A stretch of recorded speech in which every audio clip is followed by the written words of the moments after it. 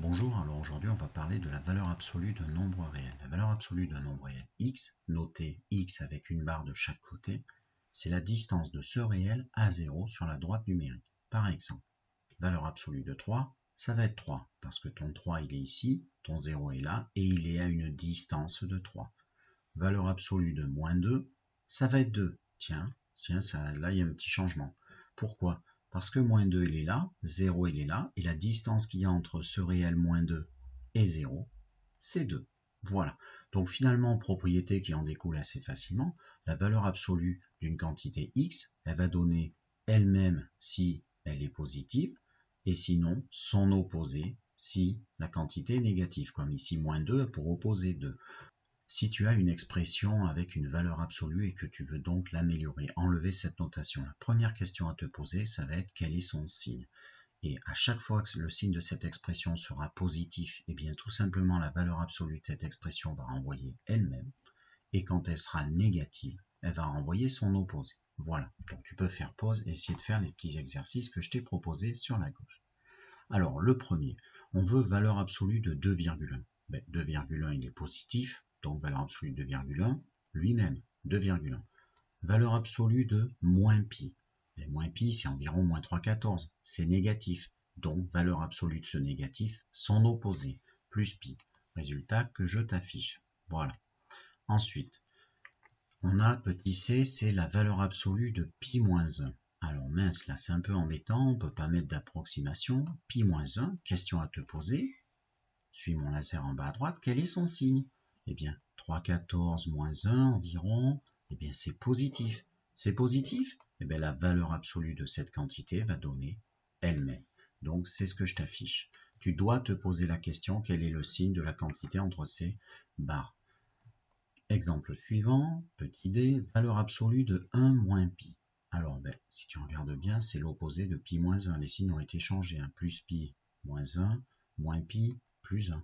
1 moins 3,14, sinon, ça va faire un résultat négatif sous mon laser. C'est négatif. Tu regardes ce qui est marqué ici, ça va redonner son opposé. Donc, valeur absolue de 1 moins pi va donner l'opposé de 1 moins pi. Tu fais très attention au calcul avec ta soustraction, tes opposés. Mais l'opposé de 1 moins pi, c'est moins, entre parenthèses, attention, tout, 1 moins pi.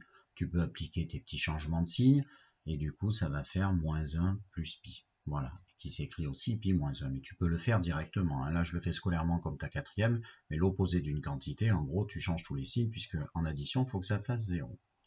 Petit 2, il faut qu'on détermine l'ensemble des réels x qui vérifie.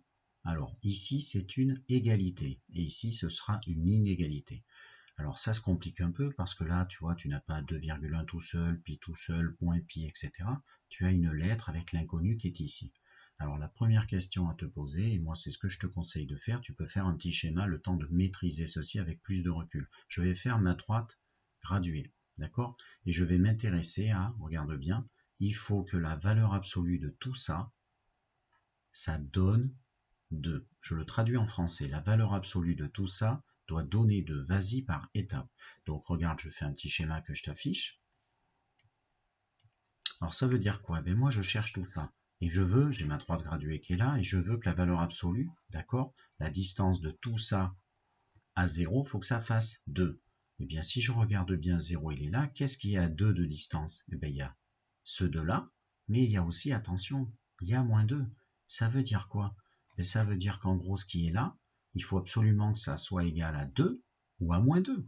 Ça, il faut absolument que cette quantité soit égale à l'une ou l'autre de ces deux valeurs. Et du coup, ça termine, tu écris ça dessous et tu trouves la solution en x. Donc, la quantité qui est en rouge, tout ce qui était dessous, soit ça fait moins 2, ou soit cette quantité en rouge, là, fait 2. Et ça te donne deux petites équations que tu résous. Donc ici, si tu ajoutes 1 de chaque côté, ça te permet d'isoler x. Donc moins 2 plus 1, moins 1, x fait moins 1. Et ici, tu ajoutes 1 également, donc ça fait 2 plus 1, 3. Et vérifie maintenant avec moi, regarde, si on met moins 1 à la place de x ou 3, si on met moins 1 là-dedans, ça fait moins 1, ça fait moins 2 pour le tout, et valeur absolue de moins 2 va bien te donner 2. Pareil avec 3, 3 moins 1, 2 à l'intérieur obtenu, avec ce calcul, valeur absolue de 2, 2. Ici, tu vas faire exactement la même chose, il faut que la valeur absolue de tout ça soit, attention, inférieure ou égale à 2. En gros, qu'il soit éloigné de moins de 2 de 0. D'accord? Alors, comment on fait? Ben, je vais faire comme tout à l'heure, je fais un petit dessin. Et sauf qu'il va y avoir une petite nuance dans ce cas-là, regarde bien. Je veux que ceci, une fois mis en valeur absolue, arrive en dessous de 2.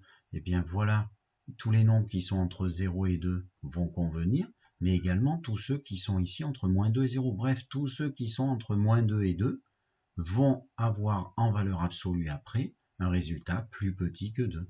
Du coup, ceci, ben, il suffit de le traduire en inégalité et ça permet de conclure. Voilà.